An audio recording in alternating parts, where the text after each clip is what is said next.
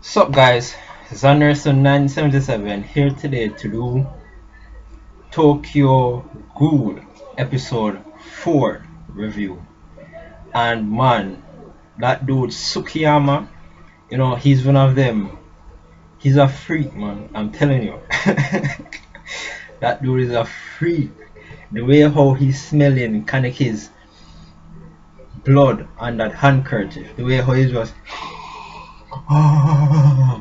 right? Like he was having a pure orgasm from smelling something. Smelling something. I mean, whoa. This dude takes taste and smells, and these are the simple gestures in life that we ordinarily do. He takes them onto another level. That's clearly obvious. So, you know, this episode of Tokyo Ghoul, I start off with the initial summary. It first starts off with the revelation of that guy dressed in the blue suit as he enters Anteku. It's revealed that he's actually Tsukiyama, right? What the guy who they call Gourmet in the 20th world. And he comes in there, he's greeted by Toka, but he talks a bit, then he comes over and smells Kaneki, right? And he says how Kaneki has an intriguing scent.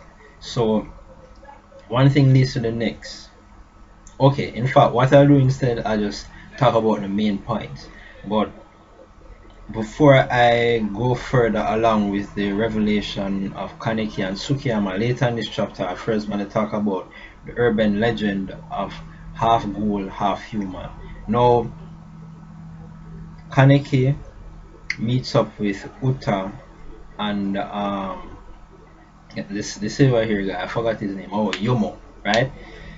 Yomo takes him out to train for a bit, right? To tell him that every day after work he's going to train with him. So Kaneki should, improve his fighting ability. We should be able to see him handle himself better, in more adverse situations because he's not going to train with them. And that's an improvement. Afterwards, Yomo decides to take him out with Uta and this other woman, I forgot her name. But upon them going there, right, this woman was excited about the fact that he really is a one-eyed ghoul. So she throws blood on him to see it for herself, and then she confirms it. And upon confirming it, she then begins to talk about, one-eyed ghouls in general and how there's a rumor that there's another one-eyed ghoul apart from Kaneki out there. And she explains it that only happens, a half ghoul half human only happens when you have a human that falls in love with a ghoul, and in normal circumstances they can't reproduce, but in extremely rare cases they have an offspring that is a half human half ghoul, same exact thing that Kaneki is. And she explains even more interestingly that half human half ghoul is more superior than a normal full ghoul, apparently, according to what she says. And she was going to talk more about Rize, but Yomo decided that he didn't want her to go down that way because she was talking about how it wasn't just a coincidence that Rize was killed in that incident and that there was someone seen on top. I believe that she is absolutely right. In the first episode, when we see all those ropes, those ropes attached to the beams just conveniently split at the right time to allow everything to crash down. That's a little bit too convenient. Everything slipped in the right place at the right time. That's a little bit too convenient. I believe someone was behind that, and she's definitely right about that. But they for some reason didn't want to expound on that matter anymore. So after that, earlier when Tsukiyama, right? Tsukiyama was out at the university that Kaneki usually is. He comes over and then he tries to stir up a conversation. But we can see this is all a ploy by this dude, right? This is all a part of his plan. He makes Kaneki believes that he is interested in reading the same books that he reads, so that Kaneki gets the sense that he is just like me, he's similar, so that Kaneki would open up to him. He even does a trick where he decides that, oh, maybe this will be too abrupt, and decides to walk away, you know, kind of showing that his feelings were hurt, but that's not the case. It was all his trick all along. And upon wanting to walk away, Kaneki offers him to go to this place that he wants to take Kaneki to, because the author of the book supposedly was supposed to be there. And Kaneki accepts that offer. Um, Afterwards, right, when he and Kaneki were out at the shop together drinking coffee, so Kaneki was asking him about Rize, right? And then we see the original flashback of Rize and him and what actually went down.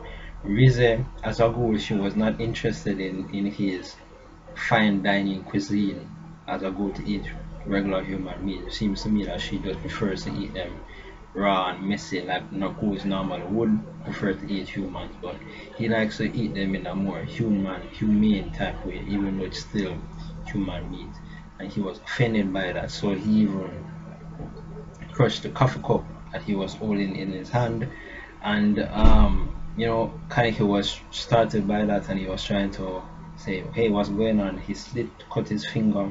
Upon that finger being cut, the handkerchief, he just throw a handkerchief over it. That to me seemed a bit weird. Nobody would normally do that. Throw a handkerchief over it so that blood will get soaked up into it, and then after the bleeding stopped for a bit, and Kaneki said, okay, let me tidy myself up and get rid of this handkerchief. He grabs the handkerchief and says no, he'll take rid of it. And then we see him going into the bathroom and he just sniffing that thing like it's coke or something, like he can't get enough of it. And we see him just having his eyes almost popping out of his head. I mean, oh man, this dude is a real freak. After that point, Kaneki is actually supposed to take a bath. We see Kaneki bathing, and he's wondering like, why am I really bathing? This is weird. But he does it anyway, and he changes into a clothes sent by Tsukiyama himself, and then he gets led into this room all by himself. The lights suddenly go dark. In fact, they even gave him tea because ghouls like to drink tea. So he drank the tea, but we find out later that it was drugged. It's all part of the plan. He goes there, the lights turn off, then the room, there's an elevator lift, and then all of a sudden we see this big stadium looking coliseum grounds with spectators all around wearing masks. Tsukiyama himself was there wearing a kind of half mask, and he's talking about how ghouls normally, their scent is not normally good as this dude, but this dude Kaneki is talking about has such an extreme extravagant scent, and it smells so good. He throws down the handkerchief down to the spectators below, and they all are wooing and warning over Kaneki's smell, and they want to eat him up, right? I'm guessing that from their perspective, they didn't know that at that point that Kaneki was half human, half ghoul. They thought that he was just a ghoul with a very interesting human-like scent, good enough for them to want to eat. So then they bring out this big muscle-looking dumb dude that talks funny, are supposed to carve up Kaneki and kill him. And one thing leads to the next. Kaneki runs all over the stadium away from this dude, but then eventually the tea that he drank began to act on his body, and so he dropped, he fell, and the big muscle dude finally got a hold of him. But yes, there's something else I like to mention. When this whole episode was going on, Tsukiyama mentioned something about Kaneki's Kagune, right? Whatever that is. I'm guessing that when he's referring to Kaneki using his Kagune to get this over with, he means those kind of tentacle looking things that normally comes out from Kaneki's back. We haven't got any explanation on those things yet. We haven't known anything about them yet. But apparently in this episode, he's talking about Kaneki is using his own Kagune, and that's the first thing that rings a bell to my mind. So that's interesting to know, even though Kaneki in this episode actually didn't end up using it. But anyways, when Kaneki was being strangled to death, right, all of a sudden his ghoul senses, his ghoul urges kicked in. He busts out of this dude's arm, punches him over, right, miraculously, and then everyone began to see that he is in fact a half human, half ghoul. He has one eye. He has a one eye, just as in the urban legends or the rumors that the ghouls have out there about this one eye about this half human, half ghoul being. So upon seeing that, we see Tsukiyama begin to overreact. He begins to breathe heavily, like he's having an orgasmic experience again. And he hits over one of the girls and he's like, "Oh man, I didn't know what treasure this was." And then he, in fact, surprisingly, decides to jump in there, kill the big muscle dude, and says that they're going to serve up that dude instead. And he comes up to Kaneki saying that this was all a play by him and he didn't mean it. And in his own mind, he's saying how something so rare, such a treasure, he's not going to let anyone taste it. So he still has his eyes set on Kaneki, but instead of sharing it with the spectators around, he is going to enjoy Kaneki's treat for himself. Right? He likes Kaneki's scent that much. So overall, I thought this episode of Tokyo Ghoul was an excellent episode. I like the exposition that happened from last week's episode. We get to see more of this ghoul guy, Tsukiyama. Yeah, yeah, Tsukiyama, and his abilities. Just the general trend of how we see things playing out.